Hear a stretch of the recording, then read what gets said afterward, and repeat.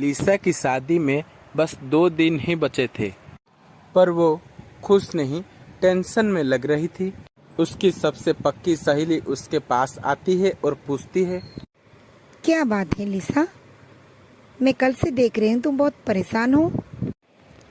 मुझे भी बताएगी नहीं क्या? तू तो जानती है ना, पापा ने मुझसे बिना पूछे ही मेरा रिश्ता तय कर दिया। मुझे तो अभी आगे बहुत पढ़ना था। देख, प्रकाश तो बहुत अच्छा लड़का है। अगर तू उससे बात करेगी तो वो तुझे जरूर मदद करेगा। सारे लड़के एक जैसे होते हैं। शादी के बाद उनके पत्नी को सिर्फ रसोई में ही देखना चाहते हैं। ऊपर से उनका परिवार बहुत पुराने ख्याल के और पारंपरिक है। उन्होंने तो ठीक से मुझे देखा भी नहीं अभी तक। देख लिसा, तू परेशान क्यों हो रही है? शादी तो तुझे करनी ही है। हाँ, वो तो ठीक है, लेकिन शादी के दूसरे दिन मेरा एग्जाम है ना। वही तो परेशान वाली बात है। और मैं एग्जाम देना चाहती हूँ यार। क्या दिमाग खराब हो गया तेरा? कौन अपनी नई बहू को शादी के दूसरे दिन एग्जाम देने के लिए जाने देगा? क्या बोल रही है तू लिसा? इसीलिए तो मुझे तेरी मदद चाहिए। देख, हम एक काम करेंगे। शादी के बाद तुम मेरी जगह 15 दिन के लिए मेरे ससुराल में रह जाना, और 15 दिन के बाद मैं वापस आ जाऊंगी तो तुम आ जा। तू क्या पागल हो गई है लिसा? मैं तेरे ससुराल में कैसे रहूंगी? तुझे बस 15 दिन घूंघट में रहना ही होगा। प्लीज पूजा, मेरे लिए मान जाओ ना। देखो, मैंने एग्जाम नहीं दिया ना तो डिग्री नहीं मिलेगी। मैं किसी के साथ धोखा नहीं कर सकती लिसा। ये तो गलत बात है ना। जब तेरे पास किताबों के लिए पैसे नहीं थे तब मैंने तुझे मदद की थी। क्या तुम मुझे मदद नहीं करोगी? हर बात में मैं तुझे सपोर्ट किया करती थी, और आज तू मुझे मदद करने के लिए इनकार कर रही है। अरे तू इतनी मतलबी है? ऐसी बात नहीं है लिसा। अगर किसी ने मुझे पहचान लिया तो? अगर प्रकाश ने मुझे पहचान लिया तो? अरे कुछ नहीं होगा। तुझे तो बस मेरे ससुराल में 15 दिन घूंघट में ही रहना है, इसलिए तू चिंता मत कर। ये बात किसी को भी पता नहीं चलेगा। लिसा पूजा को इमोशनल कर देती है और पूजा लिसा के बात को मान जाती है। शादी के रात लिसा पूजा को अपने कमरे में बुलाती है और कहती है, देख, मैं अब एक खिड़की से नीचे भाग जाऊंगी। तू अब ये मेरा दुल्हन का जोड़ा पहनकर इस कमरे में बैठ जा, और एग्जाम्स खत्म होने से मैं चली आऊंगी। देख, जितना जल्दी हो सके तुम वापस आ जाना। ज्यादा दिन तक मैं संभल नहीं पाऊंगी। हाँ हाँ ठीक है, मैं जल्दी ही वापस आ जाऊंगी। इससे पहले कोई आए तो इस शादी के जोड़े को पहन ले। पूजा ने लिसा का लाल जोड़ा पहन लिया और उस कमरे में ही बैठी थी। इसी समय प्रकाश ने उस कमरे में आया। अरे, आज भी आप अपने चेहरे नहीं दिखाएंगी क्या? हमने तो आपको कभी देखा भी नहीं, बस आपकी खूबसूरती का तारीफ सुनी है। एक्चुअली ना, मैंने मन्नत मांगी थी। शादी के बाद मैं अपने पति को कुछ दिन के लिए अपना चेहरा नहीं दिखाऊंगी। कुछ दिन के लिए मैं ऐसे ही घूंघट में रहूंगी। अब बुरा तो नहीं मानेंगे ना अगर मैं अपनी मन्नत पूरी करूँ तो? अरे नहीं नहीं, ऐसी कोई बात नहीं। बुरा तो मुझे लग रहा है, आपका चेहरा नहीं देख पा रही हूँ तो। आपकी मन्नत है तो मैं आपकी पूरा साथ दूंगा। आप चिंता मत कीजिए, मैं किसी भी बात के लिए आपको प्रेशर नहीं करूँगा। सच में आप बहुत अच्छे हैं। पूजा ने तो प्रकाश को मना लिया अपने घूंघट रखने के लिए, लेकिन घर के बाकी सबसे छुपकर रहना उसके लिए मुश्किल हो रहा था। अरे वो, माना कि हम पारंपरिक चीज को मानने वाले हैं, पर ये घूंघट रखवाना इतने भी पिछड़े वाले हम नहीं हैं। उतार दे बेटा, चल जल्दी कर। तेरा चेहरा भी हमने ठीक से नहीं देखा है। माँ जी, मैंने मन्नत रखी थी कि शादी के बाद कुछ दिनों के लिए अपना चेहरा किसी को नहीं दिखाऊंगी, बस इसलिए घूंघट रखी हूँ। नहीं, मुझे तेरी चेहरा देखना है। नहीं माँ जी, बस कुछ दिनों के लिए तो बात है। अरे घूंघट से खाना कैसे बनाएगी? तुझे तो कुछ दिखाई नहीं देगा ना, कुछ गड़बड़ कर देगी तू। नहीं माँ जी, कुछ गड़बड़ नहीं करूँगी मैं सबके लिए अच्छे से खाना बनाऊंगी। देख, मैं तुझे पहले से ही बता रही हूँ, खाने में अगर कोई गड़बड़ हुई तो मैं तुझे ये घूंघट रखने नहीं दूंगी, समझ गई? जी माँ जी, समझ गया मैंने। घूंघट में पूजा को खाना बनाने के लिए बहुत मुश्किल आ रही थी, लेकिन अगर घूंघट हटा देती तो और भी ज़्यादा मुश्किल आ जाती। पूजा को रसोई में ऐसे परेशान देखकर प्रकाश उसके पास आता है और कहता है, देखिए मैं आपको बता देता हूँ कि कौन सा मसाला कहाँ पर है, क्योंकि घूंघट में तो आपको अच्छे से दिखाई नहीं दे रहा होगा ना। आप क्यों तकलीफ ले रहे हैं? मैं कर लूंगी ना। अरे इसमें तकलीफ की कौन सी बात है, हम दोनों तो पति पत्नी है ना, एक दूसरे का साथ देना हमारा फर्ज है। प्रकाश ने पूजा को रसोई में बहुत मदद की और सारा खाना अच्छे से बन गया। घर के सब खाना खाने के बाद पूजा की बहुत तारीफ भी की। बच गई तू, नहीं तो मैं तेरा घूंघट हटवा देती। सच में खाना तो बहुत स्वादिष्ट बना है। बस कुछ दिन और आपकी बहू वापस आ जाए। क्या क्या कहा बहू तुमने? वापस आ जाएगी मतलब? नहीं नहीं माँ जी, मेरा मतलब ये घूंघट से बाहर आ जाऊंगी। अच्छा ठीक है, बैठ जाओ तुम दोनों, मैं परस लेती हूँ।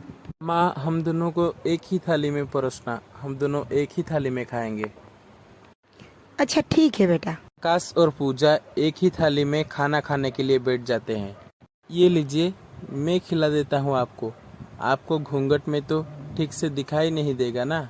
प्रकाश की अच्छाई देखकर पूजा उसे पसंद करने लगी थी, लेकिन वो जानती थी कि ये ससुराल और प्रकाश उसका कभी भी नहीं हो सकता, क्योंकि 15 दिन पूरे होते ही लिसा वहाँ पर वापस आ जाएगी और पूजा वहाँ से चली जाएगी।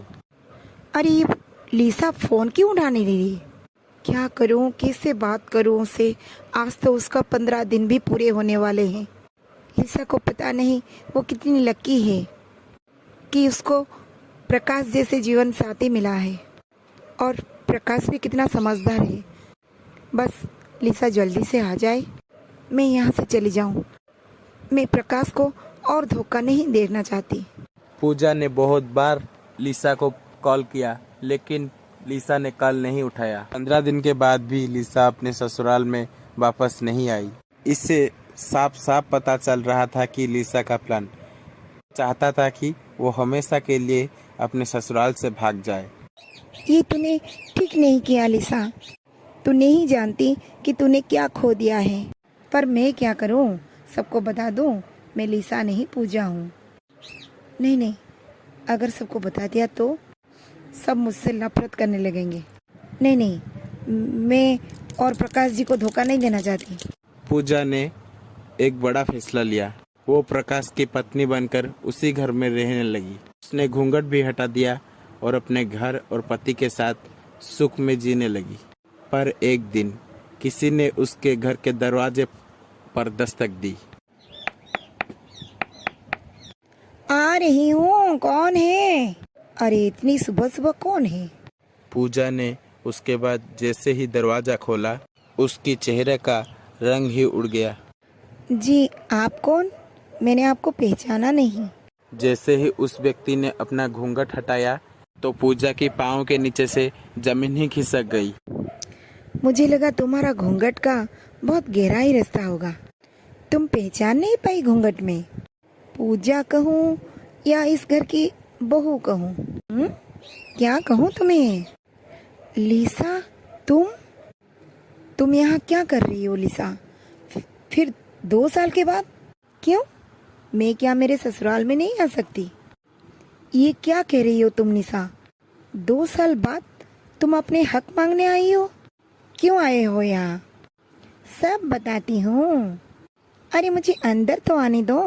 अंदर? तुम अंदर कैसे आ सकती हो? मैं क्या कहूँगी, तुम कौन हो? अरे कौन है बहू? दरवाजे पर किससे बात कर रही है बहू? माँ जी, सहेली आई है मेरी शहर से, उसी से बात कर रही हूँ मैं। हाँ बेटा, उसे अंदर बुला ले, बाहर क्यों खड़ा रखा है? पूजा लिसा को अपने ससुराल में ले आती है, पर लिसा ने अभी तक घूंघट रख डाला था ताकि कोई उसे पहचान ना पाए। अरे इसने घूंघट क्यों डाल रखा है? ओ माँ जी, क्या है ना कि इसने मन्नत मांगी थी कि वो सबसे पहले अपने ससुराल में अपना चेहरा दिखाएगी, किसी और के ससुराल में नहीं।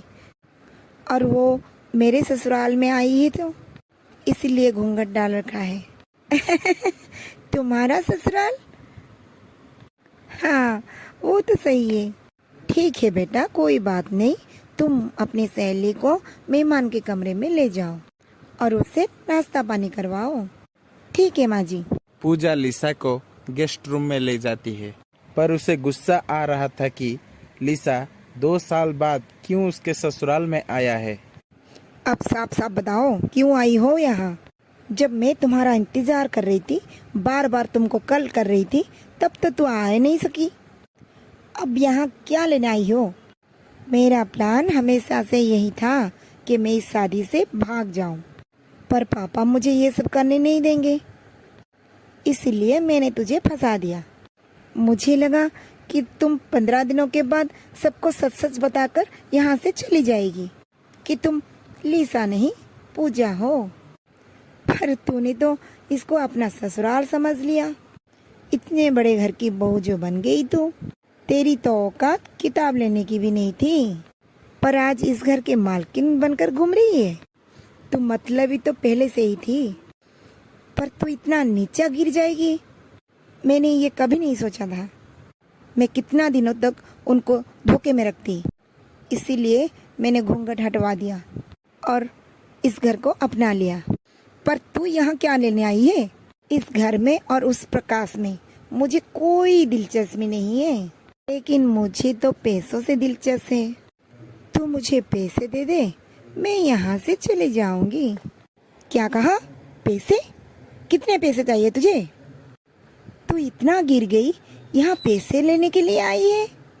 अरे चिल्ला मत, तेरे धोखे की पैसे 10 लाख रुपए। अगर तूने मुझे पैसे नहीं दिया तो मैं सबको बता दूंगी कि तू लिसा नहीं पूजा है और मैं ही असली लिसा हूँ और तुमने सबको धोखा दिया है। क्या तू पागल हो गई है लिसा? इतना बड़ा रकम मैं कहाँ से लाऊंगी? मैं कुछ नहीं जानती, तुझे कहाँ से भी लाकर मुझे 10 लाख देने पड़ेंगे, वरना सोच ले इसका अंजाम क्या होगा। लिसा पूजा को ब्लैकमेल करने लगी। पूजा अपने मन में सोच रहा था, वो करेगी तो क्या करेगी, इतनी बड़ी रकम वो कहाँ से लाएगी। इतनी बड़ी रकम तो वो प्रकाश को भी नहीं मांग सकती। पूजा कुछ सोच ही रही थी, तभी लिसा उसके घर में रहने लगी। एक दिन पूजा रसोई में काम कर रही थी, तभी वहाँ पर लिसा आती है। अरे तू घूंघट हटाकर क्यों घूम रही है? कोई देख लिया तो? वैसे तो मुझे नहीं लगता तू 10 लाख रुपए दे पाएगी। इससे अच्छा है तो मैं सबको बता ही देती हूँ कि मैं कौन हूँ। क्या कहना है तेरे इस बात पर? देख लिसा, मेरे पास तो 10 लाख रुपए नहीं है, मैं कहाँ से लाऊं इतने पैसे? तेरे पास अलमारी की चाबी है ना, अलमारी खोलकर उससे 10 लाख रुपए ले आ। क्या तू मुझे चोरी करने के लिए कह रही है? तेरा दिमाग ठिकाने पे है? देख, तेरे पास तो और कोई रास्ता नहीं, चोरी नहीं करेगी तो क्या करेगी, कहाँ से लाएगी? मैं तुझे 2 दिन की मोहलत देती हूँ, कहाँ से भी लाकर मुझे 10 लाख रुपए दे देना। मुझे मेरे पैसे नहीं मिले तो तेरा सच सबके सामने ला दूंगी। मैं कभी भी प्रकाश जी को धोखा नहीं दे सकती और माँ जी की विश्वास भी तोड़ नहीं सकती। तो तैयार हो जा इस घर को टाटा बाय बाय कहने के लिए। लिसा ने पूजा को ब्लैकमेल करने के लिए कोई भी कसर नहीं छोड़ी थी। अब पूजा को लग रहा था कि उसका सच सबके सामने आ जाएगा, क्योंकि उसके पास और कोई भी रास्ता नहीं था। 2 दिन के बाद पूजा के घर में एक जश्न होने वाला था और लिसा सबके सामने पूजा का सच लाने वाली थी। बहुत बुरा लग रही है मुझे तुझे देखकर। आज तेरे ससुराल में जश्न है और आज तुझे सब धक्के देकर निकाल देंगे। मैंने जितना भी वक्त यहाँ पर बिताया है वो सारा वक्त बहुत खुशी से बिताया है। अगर मैं इस घर से चली भी जाऊँ तो कोई गम नहीं। अरे बहू, तिजोरी से 10 लाख रुपए गायब है। पर माँ जी, ये कैसे हो सकता है? कल तो मैं आपको तिजोरी का चाबी दे दिया था, तो कैसे ये हो गई? अरे सत्यानाश हो जिसने ये काम किया है, कीड़े पड़ेंगे उसके ऊपर। तो एक काम कर, घर में सबकी तलाशी ले। जी जी माँ जी, ठीक है। पूजा और प्रकाश घर के सारे कमरे में तलाशी लिए और फिर गेस्ट रूम में आते हैं। तुम्हें इस कमरे में कुछ नहीं मिलेगा, चाहो तो इस कमरे की तलाशी ले लो। हाँ, आप तो पूजा की सहेली हैं, आप तो ये काम कभी कर ही नहीं सकती। हाँ हाँ, वो तो ठीक है, लेकिन तलाशी तो ले लो। तलाशी लेने में हर्ज क्या है? चल प्रकाश, ले ले तलाशी। प्रकाश और पूजा लिसा की कमरे की तलाशी लेते हैं और तभी तकिए के नीचे से 10 लाख रुपए मिल जाते हैं। अब कह रही थी मैंने नहीं लिए हैं पैसे, अब ये पैसे कहाँ आसमान से टप गई? बता ना। मैंने नहीं लिए पैसे, पता नहीं ये कहाँ से आए। अरे मैं तो कहती हूँ पुलिस को बुला ले प्रकाश, वो ही इसे ठीक करेंगे। अरे पुलिस? नहीं नहीं नहीं नहीं, पुलिस को मत बुलाओ। मैं सच कह रही हूँ, मैंने ये पैसे नहीं लिया है। और सच ये है कि आपकी बहू है ही नहीं, बल्कि मैं ही आपकी असली बहू हूँ और इसने आप सबको धोखा दिया है। अरे ये क्या, तुम हमारे घर से चोरी किए और ऊपर से मेरे पत्नी के ऊपर इल्जाम लगा रहे हो? तुम यहीं रुको, मैं अभी पुलिस को बुलाता हूँ। देख लड़की, अगर तुझे अपनी जिंदगी जेल में नहीं जीना है तो यहाँ से चला जा। मैं सब जानती हूँ कि उस दिन घूंघट के पीछे लिसा नहीं पूजा थी। मैं खुश हूँ कि तेरे जैसी लड़की मेरे घर में बहू बनकर नहीं आई। अब यहाँ से जाती है या बुलाऊं पुलिस को? नहीं नहीं, आप पुलिस को मत बुलाइए, मैं चली जाती हूँ और मैं कभी वापस नहीं आऊंगी। माँ जी, क्या आप सब कुछ जानती थी तो कुछ कहा क्यों नहीं? तुमने प्रकाश को और इस परिवार को अच्छे से संभाला और इस तरह संभाला कि ये लिसा कभी नहीं संभाल पाती।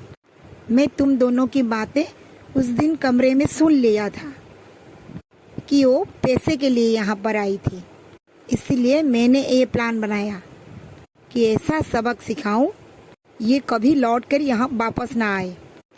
अब तुझे डरने की कोई बात नहीं बहू, तू तो मेरी सच में सीता जैसी बहू है प्रकाश की। अपने सास के मुंह से ये सब सारी बात सुनने के बाद पूजा के मन से डर निकल जाती है और वो बिना किसी डर से और बिना किसी घूंघट में अपने परिवार लोगों के साथ रहने लगती है।